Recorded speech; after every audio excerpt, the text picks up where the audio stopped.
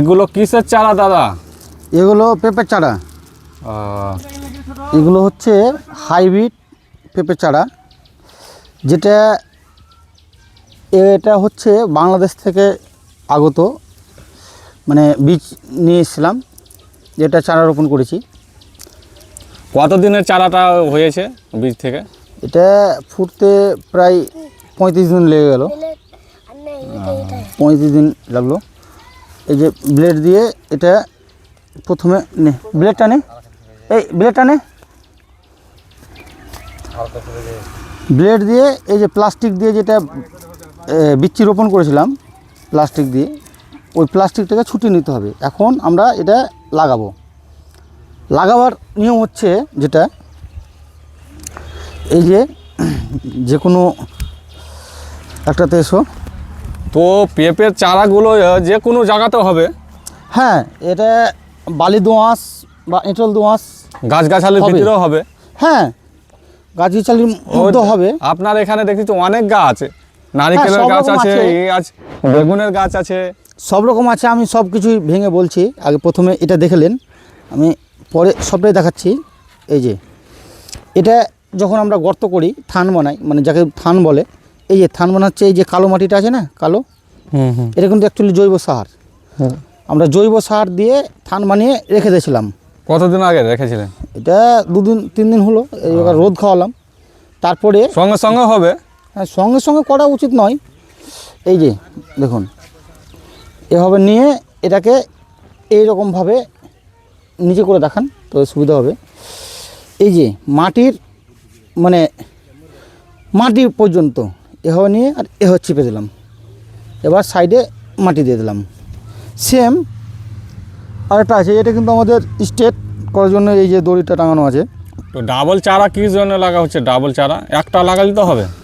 ও, double চারা লাগানোর কারণ হচ্ছে একটাই, যেটা হচ্ছে আমাদের যদি এটা কোনো মানে টেপ জাতীয় থাকতো, মানে কোনো গাছ থেকে আমরা পিপার ডাল দিয়ে টেপ করলাম বা সেখান থেকে চারা বানালাম, তবে আমরা নিশ্চিত ছিলাম যে এটা মেয়ে চারা। এবার যেহেতু আমার বিচ্ছির চারা, তার জন্যে এটা শিওর নয় যে আমার এটা পুরুষ চারা না মেয়ে চারা। এবার পুরুষ চারা হলে কিন্তু সাধারণত পেঁপে কিন্তু সেভাবে হচ্ছে না, হয় না। তার জন্যই এটা 2-3টা লাগালাম। একটা পিসে খরচ দেখা গেলো 20 টাকা পড়েছে, 20 টাকা। এবার 20 টাকায় পড়লেও আমার একটা মারা গেলেও কোনো ব্যাপার নাই।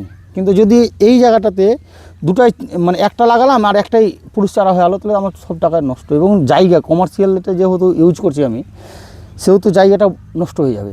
তার জন্যই আমি 2টা লাগালাম, যে একটা পুরুষ বেরোলো, একটা মহিলা বেরোলো, বা দুটাই দেখা গেলো যে মহিলা বেরোলো, তাহলে একটা কেটে দেবো, পরবর্তীকালে একটা টান কেটে দেবে। হ্যাঁ, এগুলো এই যে পেঁপের গাছ আপনার কতদিনে ফল ধরবে? ফল প্রায় 2 মাসের ওপরে, 3 মাসের আগে বা 3 মাস, হ্যাঁ 3 মাস হতে হতে এটা ফুল চলে আসবে আশা করি। এই যে লাগালাম, লাগানোর পরে আমাদের আরেকটা কাজ করতে হবে, সেটা হবে যে এখন আমাকে কিন্তু দানা বীজ দিতে হবে, দানা বীজ, জল। এবার দানা বীজটা যেটা আছে সেটা গুঁড়োও দিতে পারি, বা জল দানা বীজ ছিটানোর পরে জল দিয়ে দিতে পারি, কারণ নিচে যে পোকামাকড় কীটপতঙ্গ যদি থাকে কিছু, তবে সেগুলো নষ্ট হয়ে যাবে। আমার জমি এটা, এই জমিটাতে মানুষ যেমন এখন জায়গা শর্টের জন্যে 2তলা 3তলা 20তলা 50তলা 100তলা বিল্ডিং করছে, ঠিক সেই রকম এখন চাষের জমিও শর্ট হচ্ছে। বাবার দাদুর ছিল 50 বিঘা, আমার বাবার আমলে এলো দেখা গেলো যে 20 বিঘা। তারপরে যে প্রজন্ম আছে, যাদের 2 ভাই 3 ভাই আছে, তার এতে এলো 2 বিঘা 4 বিঘা। এই করতে করতে সবার কমে যাচ্ছে, শর্ট হচ্ছে। শর্ট হওয়ার কারণে কি হচ্ছে, যে মানে কিন্তু খাওয়ার মানুষ তো বাড়ছে, খাওয়ার তো সবকে খাওয়াতে হবে এবং ইনকাম রোজগার করতে হবে। তার জন্য একই জমিতে দেখছেন কত রকম ভ্যারাইটিজ, কত কিছু আছে। এটা হচ্ছে, আমি তো এই যে এখানে লাগালাম, ওই পেঁপে লাগালাম, নারিকেল লাগানো আছে, আম, এটা এই আমটা হচ্ছে আপনার এই অম্রপল্লী আম, ঠিক আছে। অম্রপল্লীর গাছে ওই যে ওখানে আছে মুকুল এসে গেছে, ওগুলো তো মুকুল এসছে, সবগুলো তো মুকুল আসেনি এখনও।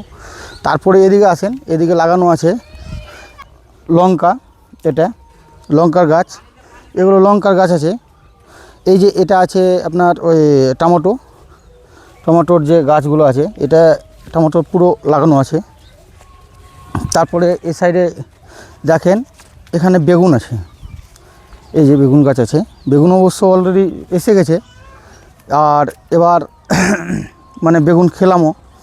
এখানে 3 ভ্যারাইটির বেগুন আছে, যেটা আপনার ওই ওই এই সাইডে গোটাই আছে এক ভ্যারাইটি, এখানে এক ভ্যারাইটি আছে, এই সাইডে আর একটা আছে, ওই সাইডে ওটাও এক ভ্যারাইটি আছে, 3 ভ্যারাইটির বেগুন আছে এখানে।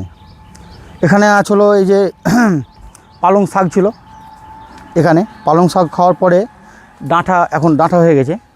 এই ডাঁটা বিক্রি করা যায়, খাওয়া যায়, কিন্তু আমরা সাধারণত বেশিরভাগই বাড়িতে খাই না, এইগুলো হোটেলে বেশি চলে, তো দিয়ে দেবো। এটা হচ্ছে পেঁয়াজ লাগানো আছে, এই যে পেঁয়াজ।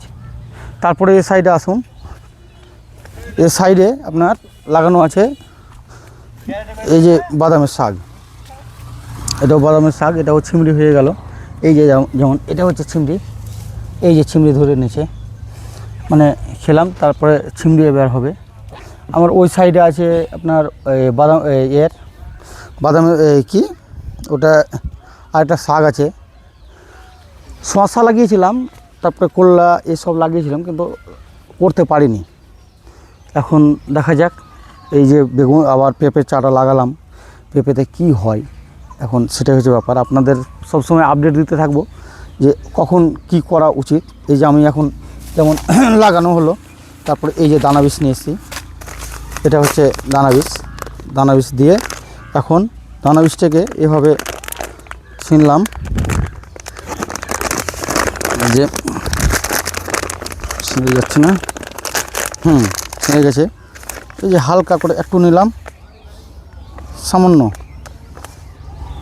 গ্রাম নিলাম, নিয়ে এই যে এটাতে দিলাম, এ কারণ দিলাম যে এর ওপরে যখন জল দেব, জলটা কিন্তু নিচে চলে যাবে, তাতে আর এর ক্ষতি হবে না, মানে যদি কোনো কীটপতঙ্গ থাকে তবে কিন্তু মারা যাবে, তার জন্য এটা দিলাম। এই করে এখন জল দেব, এতে হালকা জল দেবো, যেন মাটিটা জয়েন্ট করে, মানে জয়েন্ট করার জন্য হালকা জল দেবো। এটা 2-4 দিন দিতে হবে, একদিন মানে শুকিয়ে যাবে, তারপরে দিতে হবে একদিন অন্তত, বা একদিন যেরকম সিচুয়েশান দেখব সে অনুযায়ী দেবো, ঠিক আছে। পরবর্তীতে কি দেবো না দেবো, তারপর কীভাবে চারা মানে এই গাছ মানুষ করতে হয়, সেটা আপডেট আপনাদের দিতে থাকবো, ঠিক আছে।